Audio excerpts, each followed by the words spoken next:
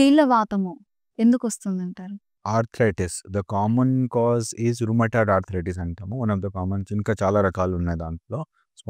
Ankylosing spondylitis అని ఉంది చాలా, బట్ కామన్ అంటే rheumatoid arthritis. Rheumatoid arthritis males లో వచ్చేసి గౌట్ చాలా కామన్ ఉంది. ఇది మన బాడీలో ఉన్న ఇమ్యూన్, మన బాడీ ఉన్న సెల్స్, యాక్చువల్లీ అన్ని cells they have to be harmonious in relationship. But for some reason మన బాడీలో ఉన్న సెల్స్ ని they fight against each other. Blood లో ఉన్న సెల్స్ లు, జాయింట్ లో ఉన్న సెల్స్ ని దే థింక్ ఎట్ దట్ వాళ్ళు ఫారిన్ లాగా కనిపించి they start fighting against each other. That is the cause for this rheumatoid arthritis.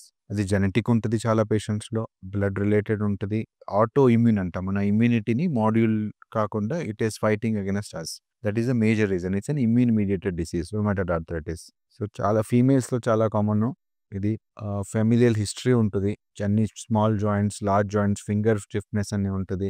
ఇలాంటి పేషెంట్స్లో early diagnosis is very very very important. మనం ఇనీషియల్ స్టేజ్లోనే మనం డయాగ్నోసిస్ చేసి పేషెంట్స్ని మనం ట్రీట్మెంట్ స్టార్ట్ చేసామంటే జాయింట్ డ్యామేజ్ని మనం ప్రివెంట్ చేయొచ్చు. పెయిన్ డెఫినెట్గా తగ్గిపోతుంది. లాంగ్ టర్మ్ మెడికేషన్ తీసుకుంటా ఉంటే జాయింట్ డ్యామేజ్ని మనం ప్రివెంట్ చేసామంటే ఫ్యూచర్లో సర్జికల్ ఇంటర్వెన్షన్ చాలా మట్టికి తగ్గుతుంది. ఎర్లీ స్టేజ్ ఆఫ్ సైనోవైటిస్ అంటాం.